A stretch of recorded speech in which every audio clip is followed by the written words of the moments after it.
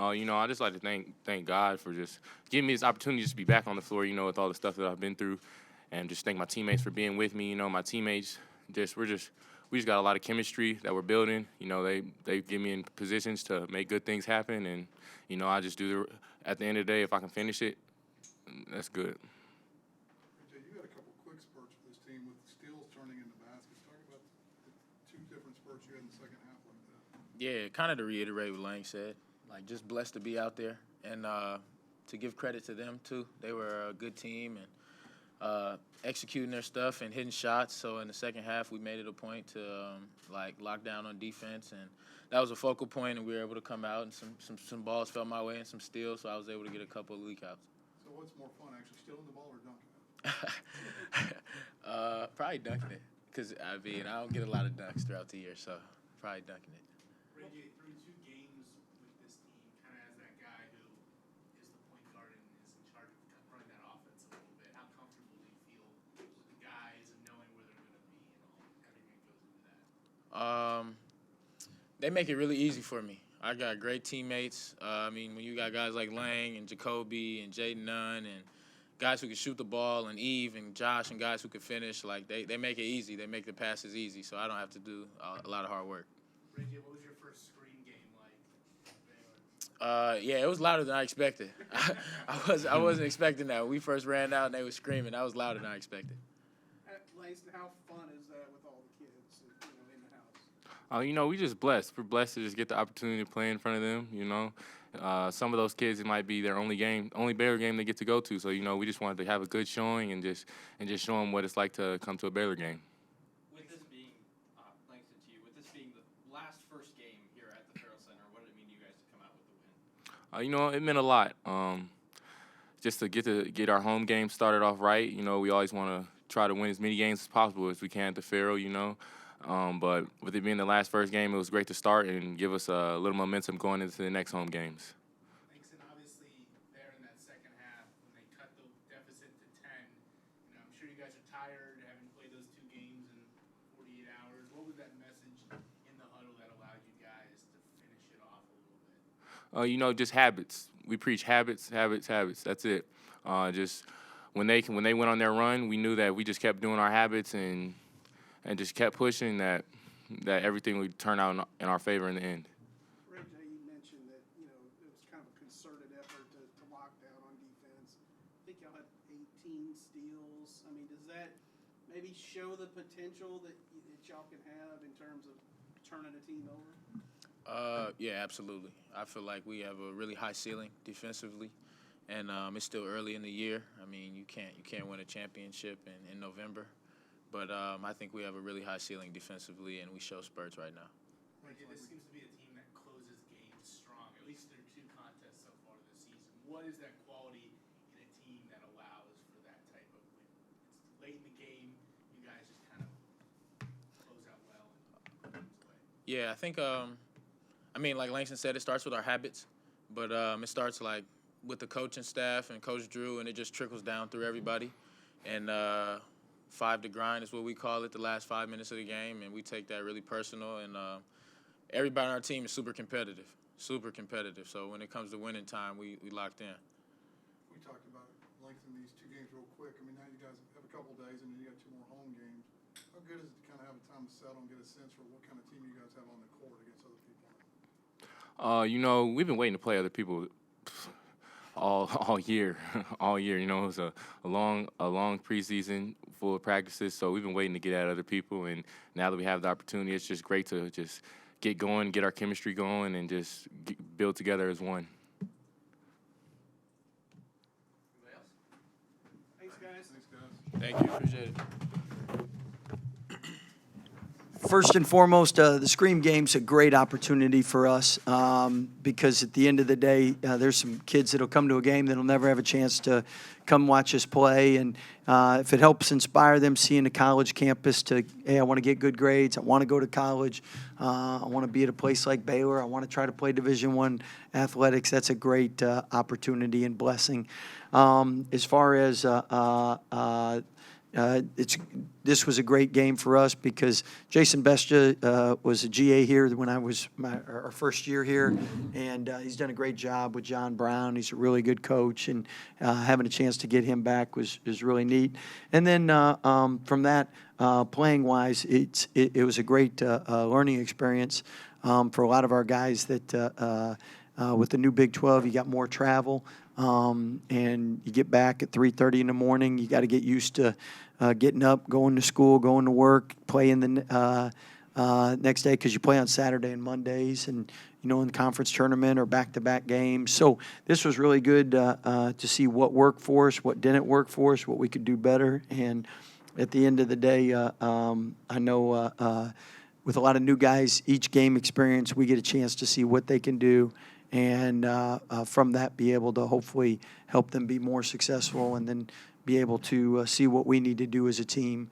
And we'll get that each and every game early on.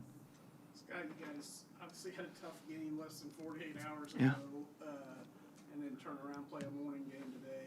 You mentioned what worked, what didn't. What did you like about what y'all did today, and maybe what do you still want to see? Well, I think first and foremost, your step's slow. You got heavy legs. That translated in the 3-point shooting, free throw shooting. First home game too. Free throw line's a little different always, it seems like. And we got a lot of first-time guys here. And then your step slow to the 50-50 balls and the rebounds. But now it's all about taking care of things. Turnovers down to 13.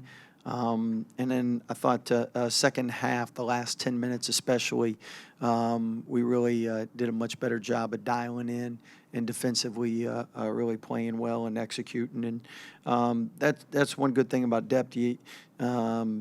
Different nights you have different guys step up and do different things. And Langston was really good and gave us a good lift. And I know as a coach, it's good to have guys coming off the bench. Eve continues to improve, and he'll have some of the best highlight dunks, I think, or in blocks by the time he's done here that we've had. Talk about the all-around game, Ray J. I mean, he had some points, had some steals that turned into points. And Ray J, 16 and 8, but 6 steals was good. I thought Auburn, he was a little rusty because he had a knee injury and hadn't done as much, hadn't played in our last scrimmage against Gonzaga. And I thought second half he was back to being normal. And again, days like today give him a chance to get more reps and get more comfortable out there. Coach, through 2 games, this seems to be a team that really closes games strong. What quality do you see in those types of teams that allows them to have that type of success in crunch time? Well, I think first, Charlie, our strength coach, done a great job getting him in shape for the beginning of the season, and our trainer making sure they're healthy to practice, to get in shape. That helps because if you're not in shape, you can't close games. And then second of all, I think your depth allows you to find people that are having better days than other days, and you get the right combination that seems to be effective, and that allows you to close games. You mentioned dialing in defensively in the second half. In the first half, I mean, was some of it just those dudes making good shots? Well, I think first, anytime someone does something well, you got to give them credit, and I think I love Drew's name, Drew Miller, 19 points. He hit some tough shots. I thought Reeves 7 for 7. Those two in particular made some plays. We had a couple defensive breakdowns, and again, those are great teaching points. And then I thought we'll do a better job in offensively seeing what works with what groups on the court. And I thought second half the tempo and the offense really picked things up and was beneficial too. In that first half, where maybe you guys were a little slow coming out of the gates, it seemed to be Jaden, who was a big spark, both defensively and offensively. Obviously, we've seen what he can do on defense, but how big can it be if he can provide an offensive spark as well? Well, I mean, he's somebody shot 40% last year from 3, so he's more than capable to be consistent from 3. We know he's really good at getting to the rim. Really like 3 assists, 0 turnovers. I mean, that's really solid for him and solid numbers for us. Coach, final home opener at the Farrell Center. How did this kind of set the tone for the farewell to? Well, you always have a headache after the Scream game, so. But excited for the last semester in the Farrell Center. Is there any way to prepare the new guys for that game?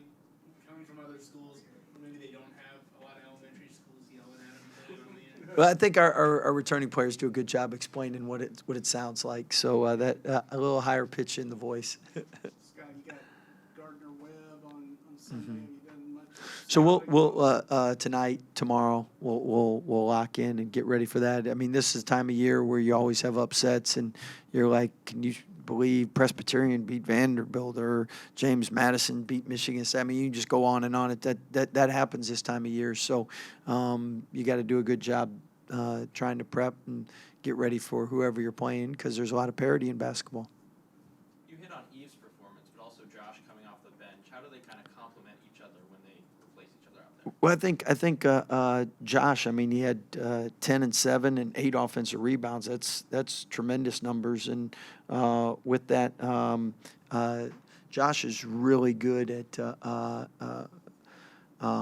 being able to switch and guard anybody on the perimeter. I mean, he's got great athleticism, great quick feet. So that gives you something, and then Eve gives you an elite shot blocker. So Josh kind of gives you a little more perimeter presence. Eve gives you a little more interior presence, and both of them are more than capable of scoring around the rim.